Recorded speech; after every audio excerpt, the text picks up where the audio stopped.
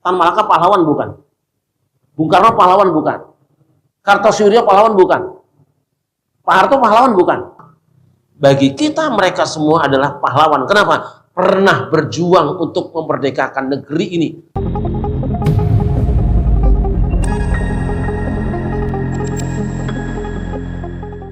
Assalamualaikum warahmatullahi wabarakatuh. Alhamdulillahi nahmaduhu wa nasta'inuhu wa nastaghfiruh wa na'udzu billahi min syururi anfusina wa sayyiati a'malina. Man yahdihillahu fala mudilla lahu wa may yudlil fala hadiyalah. Asyhadu an la ilaha illallah wahdahu la syarika lah wa asyhadu anna Muhammadan abduhu wa rasuluhu la nabiyya ba'dah. Allahumma shalli wa sallim ala sayyidina wa maulana Muhammadin wa ala alihi wa ashabihi wa man tabi'ahu. Amma ba'd. Al-Fatihah.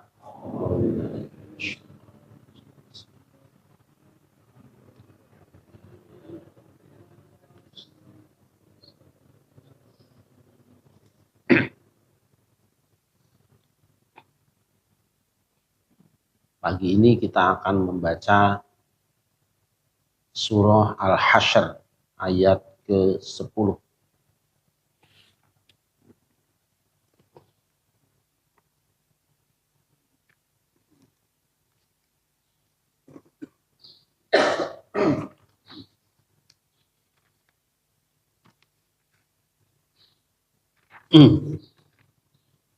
A'udzu billahi minasy syaithanir rajim. Bismillahirrahmanirrahim. Walladzina ja'u min ba'dihim yaquluna ربنا اغفر لنا ولإخواننا الذين سبقونا بالإيمان ولا تجعل في قلوبنا غلا للذين آمنوا ربنا إنك رؤوف رحيم. Bismillahirrahmanirrahim. Orang-orang yang datang sesudah mereka, Muhajirin dan Ansor berdoa, Ya Tuhan kami, ampunilah kami serta saudara-saudara kami yang telah beriman lebih dahulu daripada kami, dan janganlah Engkau jadikan dalam hati kami kedengkian terhadap orang-orang yang beriman. Ya Tuhan kami, sesungguhnya Engkaulah yang Maha Penyantun lagi Maha Penyayang. Shadaqallahul azim.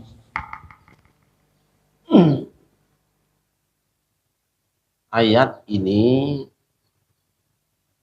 dimulai atau didahului oleh ayat yang berbicara tentang kaum Muhajirin dan Ansor, kaum pendatang dan kaum pribumi.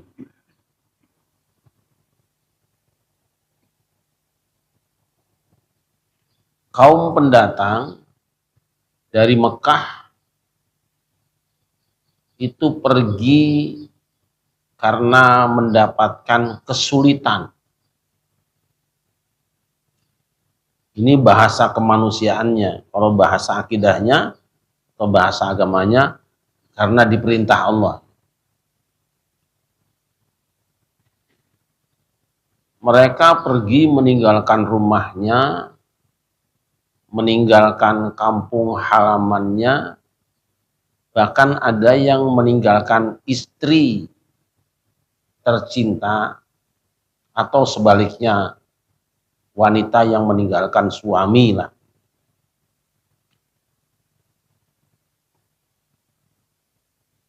Sementara yang di Madinah adalah orang-orang yang tentu punya rumah, punya kebun, ada anak, ada istri, ada harta. Menariknya, penduduk Madinah itu disebutkan dalam ayat sebelumnya, yuhibbuna man hajara ilaihim. Mereka mencintai orang yang hijrah kepada mereka.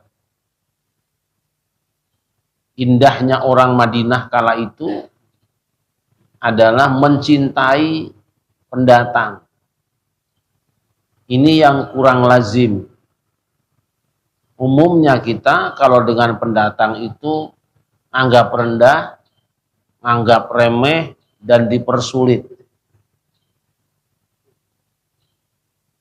Tapi penduduk Madinah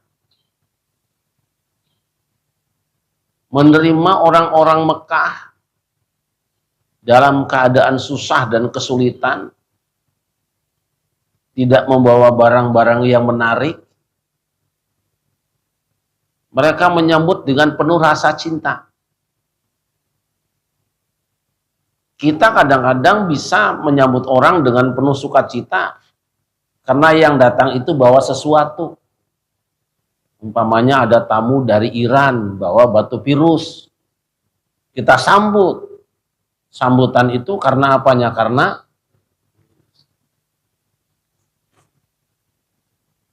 kita sumringah kedatangan tamu dari Lampung atau Palembang.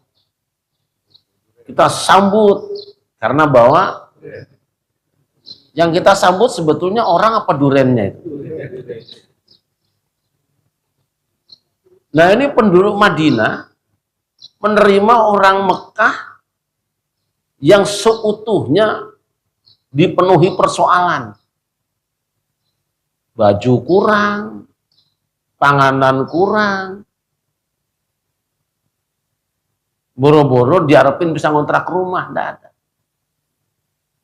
Tapi anehnya mereka menerima dengan yuhibbuna man hajara ilaihim, sukacita, senang, sayang pada orang yang datang pada mereka.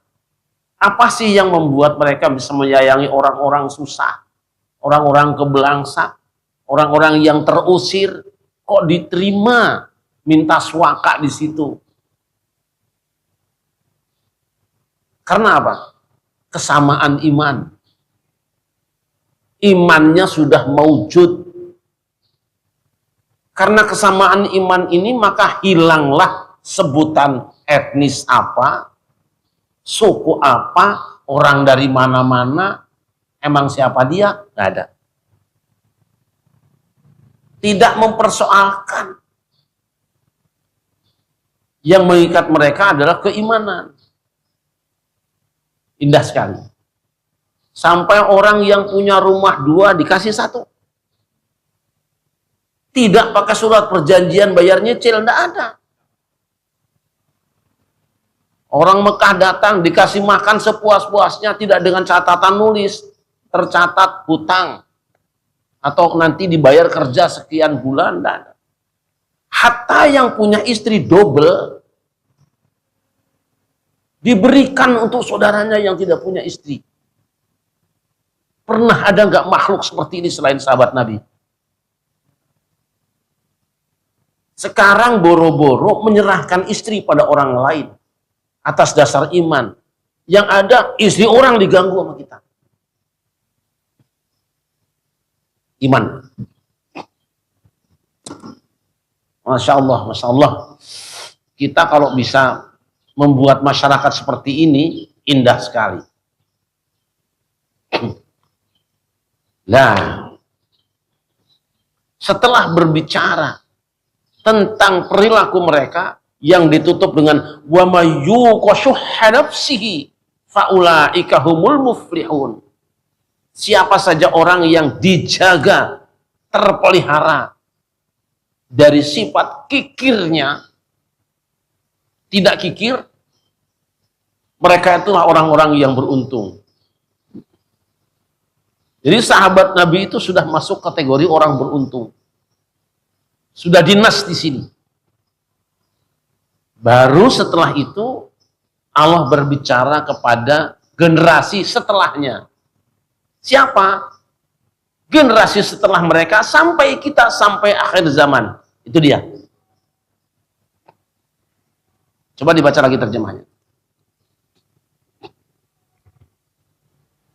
Bismillahirrahmanirrahim.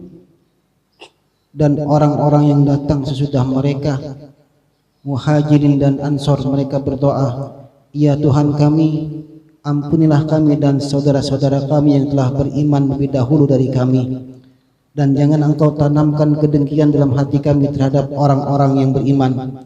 Ya Tuhan kami, sungguh Engkau Maha Penyantun, Maha Penyayang. Sadaqallah. Tadi mereka sudah menyelesaikan tugasnya, merampungkan program hidupnya, dan sah diterima oleh Allah sebagai generasi terbaik. Muflihun dia sudah. Nah, kita yang membaca cerita mereka punya tugas. Apa tugas kita? Lihat. Walladzina ja'u min ba'dihim. Dan semua orang-orang yang datang setelah mereka. Kalau mereka sahabat Nabi, maka tabi'in, tabi'ut tabi'in, dan seterusnya. Sampai kita ila yaumil qiyamah punya tugas. Satu karakter yang dipuji oleh Allah. Kalau seperti mereka nggak akan bisa. Punya perilaku seperti sahabat Nabi, kagak bakal bisa. Biar pengen juga. Orang bisa. Boro-boro nyediain rumah bekal orang yang datang. Ngontrak mau dipersulit. Ngontrak rumah kita nih, dagang, laris, naikin.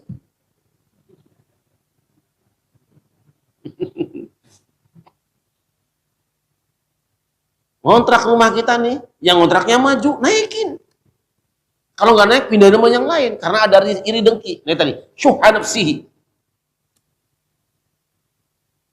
Nah tugas kita, Allah juga mau tahu. Yaquluna, wong sama-sama orang beriman, kamu ya dungo, mendoakan.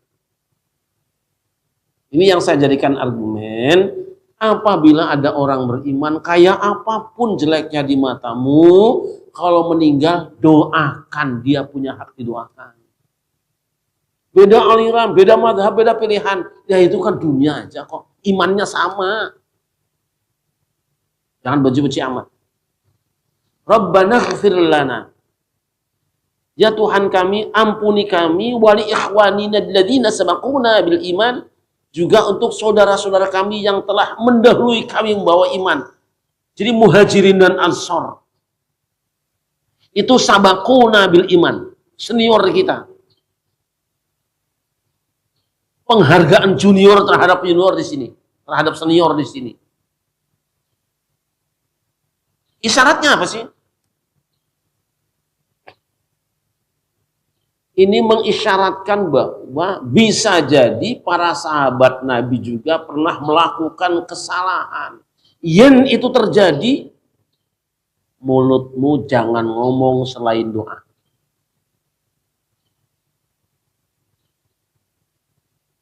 Bantu mereka membersihkan kesalahannya.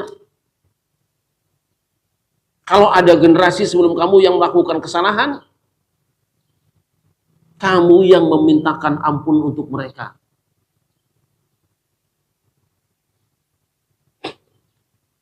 Bahkan sebenarnya para sahabat Nabi yang muhajirin ansor itu, yang generasi pertama itu, sampai ada pernyataan Nabi, ilhabu fa antum mutlaqun. Pergilah bebas kalian. Saking hebatnya mereka. Dari Mekah dan Madinah itu kan lain daerah. Lain daerah. Tapi untuk sebuah perjuangan menegakkan negara Madinah, mereka bersama bareng.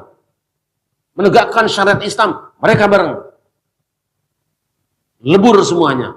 Bayangkan seorang penduduk asli digelari dengan Al-Ansor, penolong. Ini orang ngungsi, ini nolong. Ya tentu karena yang ngungsinya juga satu akidah dan punya akhlak, gak ngerusak. Senior dalam keimanan. Tidak ada motivasi untuk menindas, menjajah, atau menghinakan. Tidak ada. Terima. Wes indah itu.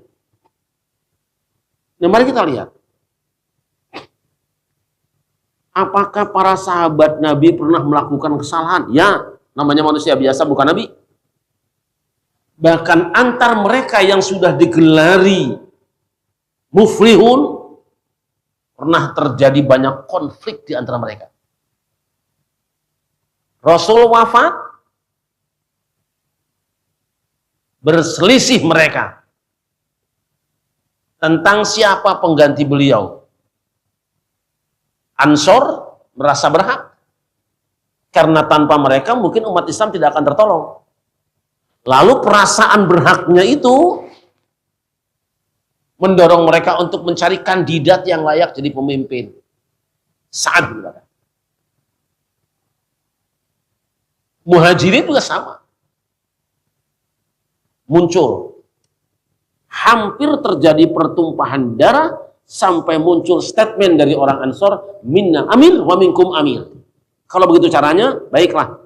Kami satu pemimpin, Anda satu pemimpin. Pecah jadi dua partai.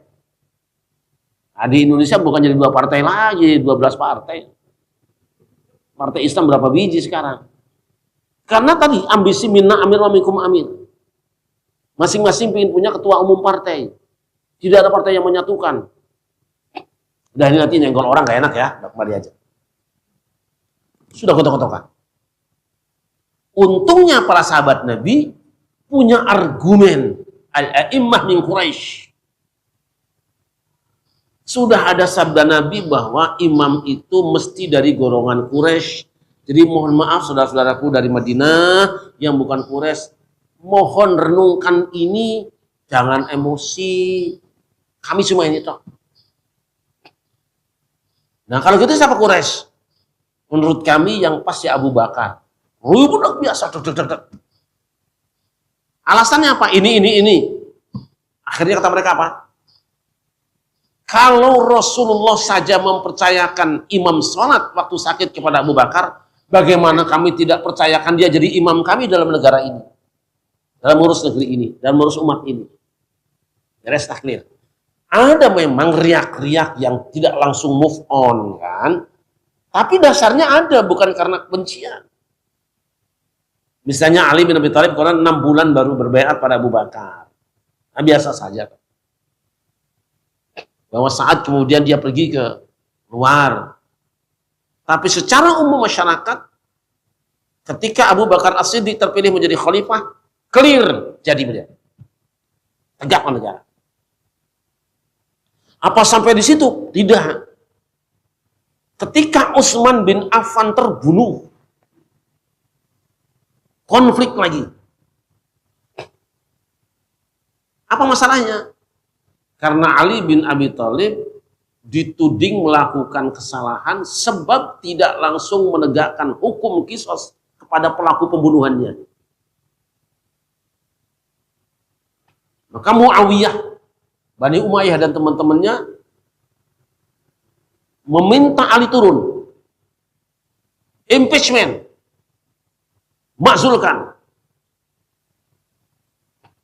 Ali memang tidak membuka mulut. Sebab kalau membuka mulut nanti malah debat doang. Tapi kebijakan yang diambil Ali itu juga benar. Kenapa? Muawiyah berpegang pada nas Al-Quran. Siapa saja orang yang membunuh, bunuh dia. Siapa menumpahkan darah, tumpahkan darah dia. Ini orang membunuh khalifah, bukan tanggung Utsman bin Affan. Orang membunuh pemimpin, kepala negara, masa nggak dihukum? Jadi apa yang dikatakan Muawiyah benar apa salah? Benar. Kutiba alaikumul qisasu fil qatla. Diwajibkan atas kamu qisas dalam pembunuhan. Tapi Ali apa tidak tahu dalilnya? Ah, yang bener aja ya tahu lah. Ali itu orang paling pintar di antara sahabat Nabi. Ali tahu benar bahwa siapa orang yang membunuh harus dikisos. Tahu benar. Ataukah Ali tidak tahu siapa pembunuhnya? Tahu, Hasan Husain itu ronda kok. Bukan CCTV ya. Ali itu orang loyal dengan Utsman bin Affan. Dalam kondisi umat sedang hiruk pikuk, banyak isu macam-macam. Ada orang yang berusaha membunuh Utsman. Hasan Husain ditugaskan konon. Kurang apa coba? Jadi tahu pelakunya. Kemarin yang masuk si Anu tuh Pak, tuh si Anu masuk tuh. Yang masuk sekian orang nih, bawa ini. Oh gitu. Kenapa Ali yang tahu dalilnya dan tahu siapa pelakunya tidak langsung mengeksekusi vonis bunuh pelakunya, kan selesai. Tapi Ali seorang mujtahid, seorang pemimpin yang bijak, tidak melihat masalah dari kiri kanan, tapi dari atas. Lihat peta politiknya dulu. Yang membunuh Utsman bin Affan 1-2 orang.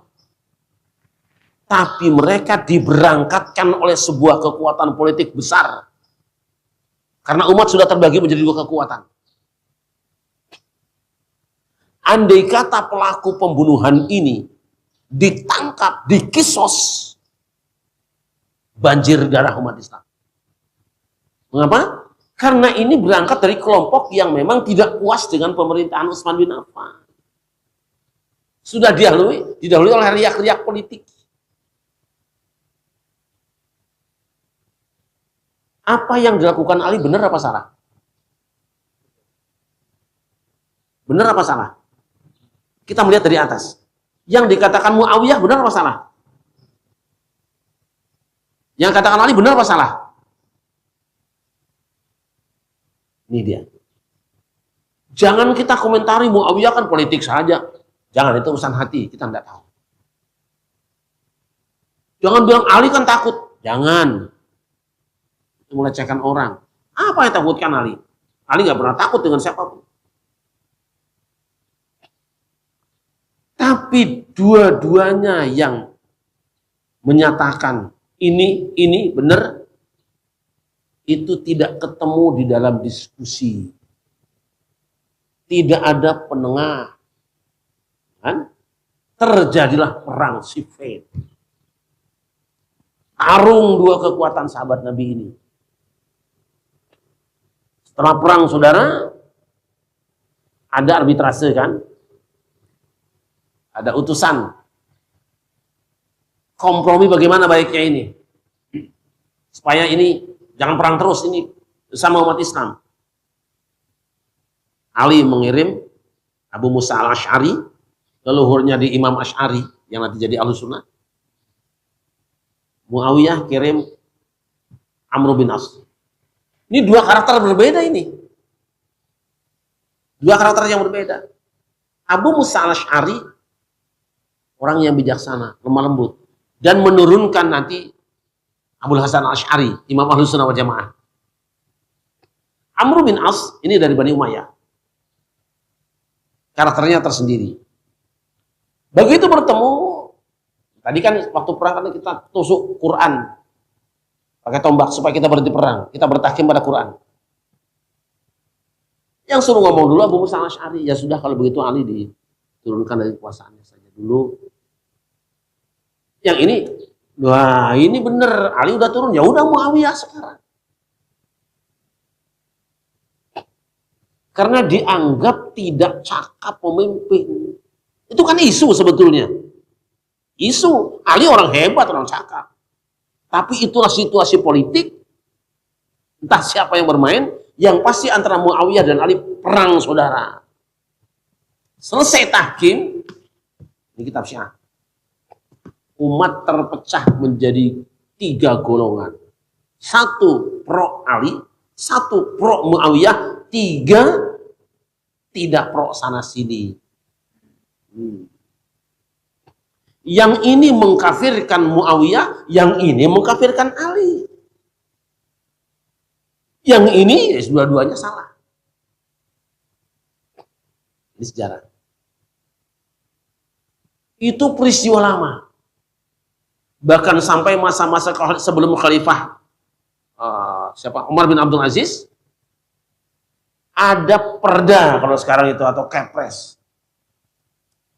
Imam-imam Jumat, khotib Jumat wajib mengutuk Ali bin Abi Thalib di dalam khutbah-khutbahnya, dalam doanya. Sebaliknya yang kelompok sini yang mengutuk Muawiyah. Jadi isinya cuma kutak-kutuk. Ini bukan urusan agama, urusan politik. Akhirnya apa? Datanglah Umar bin Abdul Aziz, stop itu semua, dikumpulkan para dai, para khotib, mulai hari ini tidak ada caci maki sahabat Nabi. Jangan adu domba antara Abu Bakar, Umar, Utsman, dan Ali. Dalam khutbah Jumat kalian saya wajibkan hari ini, doakan sahabat Nabi yang 4, bahkan semua sahabat Nabi. Hanya setelah itu baru radhiyallahu anhu khulafair rasyidin, Abi Bakar, Umar, Utsman, Ali. Doakan mimbar aman semua. Inilah yang kemudian melahirkan konsep para ulama dalam menyikapi konflik para sahabat Nabi.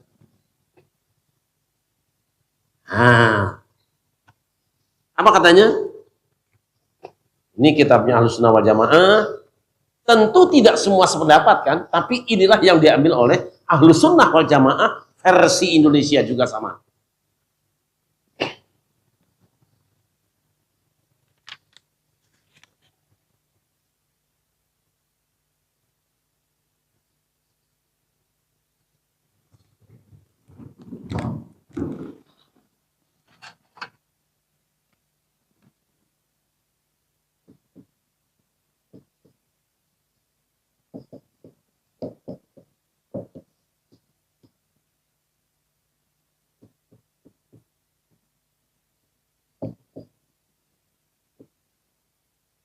Fihi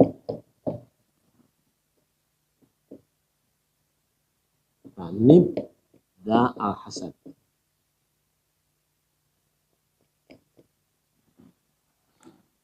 Wa awilit tasyajurul ladzi warad in khudta fihi wajtanib da al-hasad.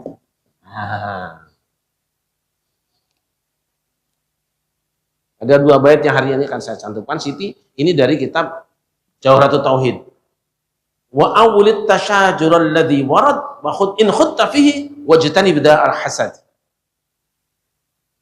Takwilkanlah olehmu perselisihan yang ada, yang datang tentang sahabat Nabi. In khutta fihi, jika kamu akan tenggelam padanya, wajtanib da al-hasadi, hindarilah penyakit iri dengki. Ini kurang jelas. Yang lebih jelas dari kitab Zubad. Wa ma jara bainas sihabi nasqutu anhu wa ajral ijtihadi nusbitu. Itu. Wa ma jara bainas sihabi nasqutu anhu wa ajrul ijtihadi nusbitu. Apa saja yang terjadi, peristiwa yang terjadi di antara para sahabat Nabi, nasqutu anhu, diam, operasi tutup mulut. Wa ajrul ijtihadi nusbitu, dan kita menetapkan bahwa mereka itu pada berijtihad. Konflik dalam rangka mempertahankan ijtihadnya, bukan kebencian dengan saudaranya. Saya tanya sekarang. Ketika Muawiyah menyatakan Ali harus diperangi dengan alasan tidak mengamalkan Quran, ijtihad bukan? Ijtihadnya. Sebaliknya ketika Ali berdiam diri tidak langsung menghukum orang yang bersalah, ijtihad bukan? Ijtihad. Kalau ijtihad apa sih? Yang benar 2, yang salah 1. Ini dia. Yang terjadi di antara para sahabat Nabi itu bukan permusuhan yang sebenarnya. Nah, ketika mensyarahi yang bait ini,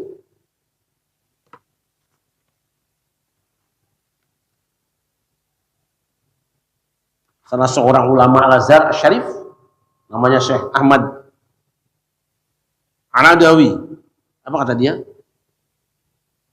Wa awwal tasyajur alladhi, dan seterusnya, yushiru ila ma waqa'a min as-sahabati fi waqati sifain baina Ali wa Muawiyah radhiyallahu anhuma wa ma sabaqa dhalika min fitnati Utsman allati intahat biqatlihi zulman walil ummati fiha madhhabani. Nah, ini yang dimaksud di sini adalah mengisyaratkan kepada yang terjadi di kalangan para sahabat pada perang Siffin antara Ali dan Muawiyah. Dan pendahuluannya sebelumnya berupa pembunuhan Utsman yang dibunuh secara zalim. Umat Islam terbagi menjadi dua madhab. Ya, menyikapi perang antara Muawiyah dan Ali tadi ada dua madhab. Yang tadi itu, ini versi Al-Sunnah. Siapa yang salah?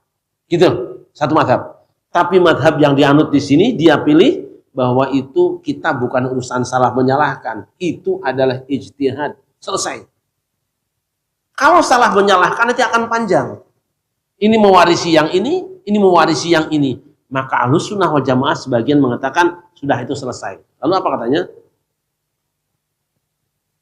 Mereka diantaranya berpegang kepada apa? Janahal musannifu ila al-awwali wa huwa al-imsaku 'an al-khawd fi hadhihi al-harb. Fi hadhihi al-harb qala Umar bin Abdul Aziz radhiyallahu anhu wa qad su'ila 'anha idza kana Allah ta'ala qad tahara aydiyana min dima'iha falaisal ahrabina an nutahhira minha al-sinatana. Mazhab pertama yang diambil oleh musannaf ini yaitu menahan diri dari membahas terus-terusan memperdalam, membincangkan tentang masalah peperangan ini. Stop. Umar bin Abdul Aziz berkata, ketika ditanya tentang masalah ini, Tuan Khalifah Umar bin Abdul Aziz dalam kasus Ali dan Muawiyah itu gimana? Idza kana Allah Ta'ala qad tahara aydiyana min dima'iha. Jika Allah saja telah membersihkan tangan kita dari darah mereka, afalaisal ahrabina an nutahhira minha alsinatana. Bukankah lebih baik lagi jika kita membersihkan dari darah itu mulut-mulut kita? Kalau kita sudah tidak ikut campur, Allah sudah jaga kita sampai tidak terlibat dengan tangan kita, mulut kita jangan ikut campur. Apa tidak lebih baik kalau mulut kita diam juga? Mau ikut juga tidak, perang juga tidak, berdarah-darah juga tidak. Sudah bersih dari darah, bersihkanlah lidahmu. Itu kebijakannya. Kalau begitu berarti kita Ahlussunnah wal Jamaah mengambil jalan damai karena hari yang lalu tidak perlu dibicarakan lagi. Konflik para sahabat Nabi benar terjadi. Tapi kita tidak termasuk bagian dari mereka dan tidak mau ikut campur urusan mereka, sudah selesai. Dan sekarang kita ke depan. Bagi kita Muawiyah sahabat Nabi radhiyallahu anhu. Abu Bakar sahabat Nabi radhiyallahu anhu. Umar radhiyallahu anhu. Utsman radhiyallahu anhu. Ali radhiyallahu anhu. Jangan ada yang ya Allah kutuklah si Abdullah. Bahwa konflik itu terjadi, ya. Tapi memang kalau ada saudara kita yang sampai hari ini masih mempertahankan anggapan dan penilaiannya bahwa sebahagian sahabat Nabi itu salah atau bahkan jahat, biarkan itu madhabnya. Saudara kita ada yang mengatakan bahwa Abu Bakar, Umar, Utsman itu adalah perampok dan perampas. Biarkan. Tapi kita tidak ngambil itu. Artinya apa? Kita boleh punya pendirian. Dan orang lain juga boleh punya pendirian. Perbedaan pendirian jangan sampai konflik. Bagi kita, Abu Bakar adalah pejuang. Bagi kita, Umar pejuang. Bagi kita, Utsman pejuang. Bagi kita, Ali pejuang. Semuanya syuhada di hadapan Allah, kita doakan. Ini sikap. Jika di sebuah negara ada orang-orang yang pernah berjuang bersama, kemudian setelah kemerdekaan terjadi konflik karena perbedaan sikap politik, ambil pelajaran ini. Ya. Tan Malaka pernah berjuang kan? Nah, sebelum kemerdekaan, dialah Bapak Republik yang menggagas nama Republik Indonesia. Soekarno pernah berjuang? Nah, Soeharto pernah berjuang? Sebelum kemerdekaan? Pernah? Kartosuwiryo pernah berjuang? Siapa?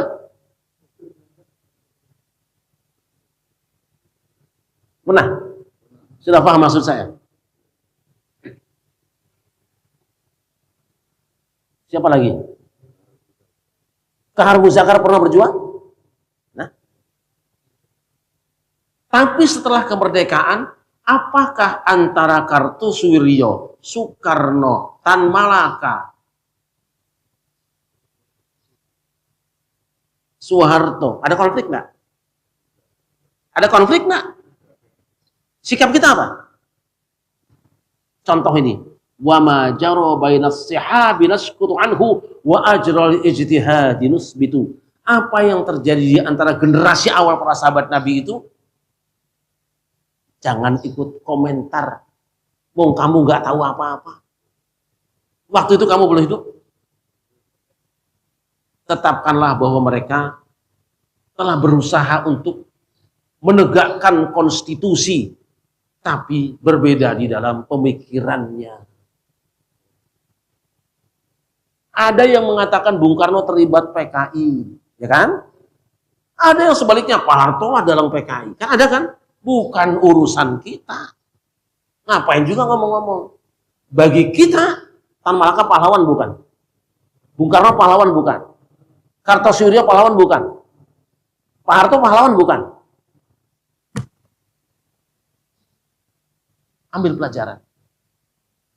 Mereka semua orang berjasa. Boleh mereka berdebat, boleh mereka bertengkar sesama mereka. Tapi perdebatan dan pertengkaran mereka bukan urusan kita. Dan kita semua menikmati perjalanan itu. Siapa yang bicara ini?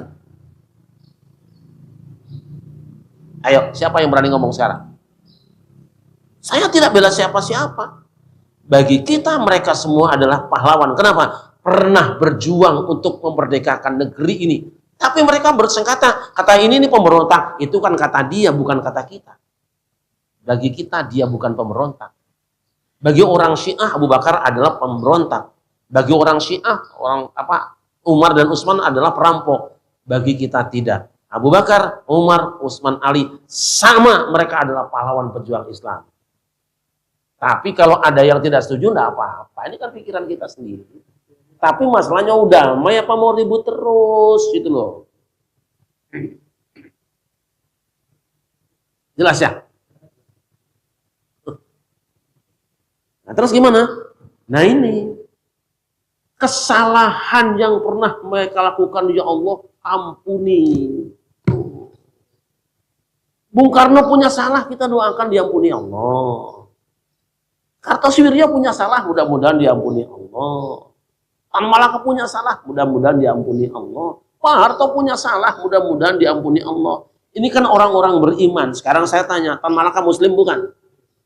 Bung Karno Muslim bukan? Pak Harto Muslim bukan? Udah baca aja doa. Gitu. Nah gitu. Inilah Al-Quran menasihati kita semua. Saya tidak peduli orang mau bilang apa, terserah. Saya memberikan pelajaran, renungkan Al-Quran, perhatikan sahabat Nabi, dan ada manusia yang hebat, Umar bin Abdul Aziz, yang bisa menyelesaikan konflik umat Islam. Karena apa? Mengakui konflik pada generasi awal bukan urusan kita. Dan kita sudah bersih tangan kita dari darahnya, bagaimana pula kita akan mengotori dengan lidah kita. Nah itu aja. Ini kan lagi rame-ramenya. Kita berani menghina orang. Makanya Nabi mengingatkan kita. Allah fi ashabi. Hati-hati ngomong ke sahabatku.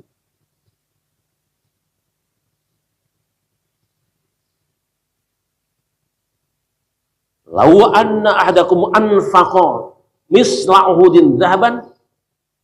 Seandainya di antara kalian ada yang menginfakkan emas sebesar bukit Uhud, tidak mencapai nasifahu, separuhnya dari ganjaran pejuang awal, tidak ada nilainya kamu, tidak akan sampai, nggak ada apa-apanya.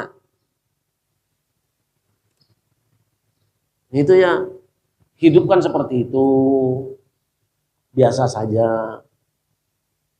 Pantasan mengatakan wasabiquna al-awwaluna minal muhajirin wal ansar alladzina tabauhum bi ihsan radhiyallahu anhum wa radu'an. Para generasi awal dari golongan muhajirin dan ansor dan orang yang mengikuti mereka dengan baik, Allah ridho pada mereka dan mereka sudah rela dengan Allah Subhanahu wa taala. Kalau Allah sudah ridho, ngapain kita nggak ridho? Ambil pelajaran ini. Sesama umat Islam, silahkanlah berbeda pendapat, tapi sadari konflik yang terjadi terdahulu jangan kau warisi, hanya akan benci dengan orang lain. Sekarang mari melihat ke depan. Pun di Indonesia banyak keributan-keributan, sudah selesai. Sudah selesai. Jadikan catatan sejarah, jadikan ambil pelajaran bahwa mereka adalah hamba-hamba Allah yang juga beribadah saudaramu. Jadi apa beratnya sih nyebut Jenderal Sudirman pahlawan, si Anu Tan Malaka pahlawan, apa sih ruginya? Kalau itu kemudian menjadikan negeri ini menjadi satu kembali, rukun kembali. Tinggal siapa di antara kita yang akan melakukannya? Saya tidak pro siapa-siapa. Saya tidak membela Pak Harto. Nah, tapi fakta yang kita bicarakan. Kalau kita akan mencela orang lain, merendahkan orang lain, melecehkan orang lain, tanya dulu, apa jasamu selama ini? Kalau orang nggak ada jasa sama sekali, kok menyalahkan orang lain yang punya jasa? Aneh toh. Allah, kamu makannya cuma sedikit, perutmu aja masih keroncongan. Gitu?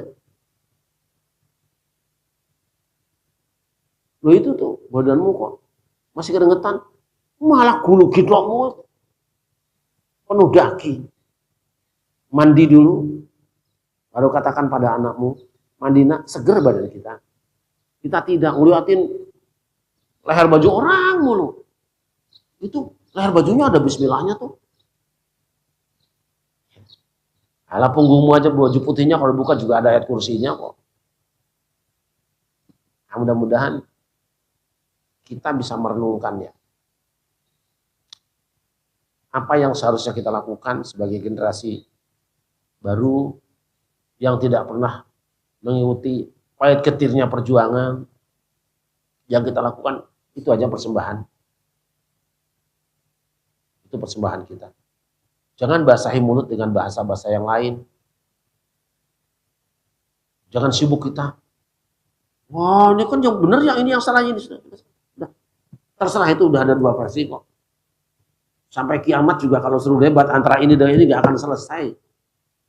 Suruh debat antara Orde Baru, Orde Lama, gak bakal selesai. Biar sebulan juga debatnya. Jadi apa? Diamkan saja sudah. Stop. Gimana mau selesai? Wong pada waktu terjadinya saja tidak selesai, orang yang gak tahu kok ikut ngomong. Ngarang paling alasannya. Kira-kira kalau sudah seperti itu nanti setan masuk, ya sudah, tepuk tangan setan. Al-Fatihah.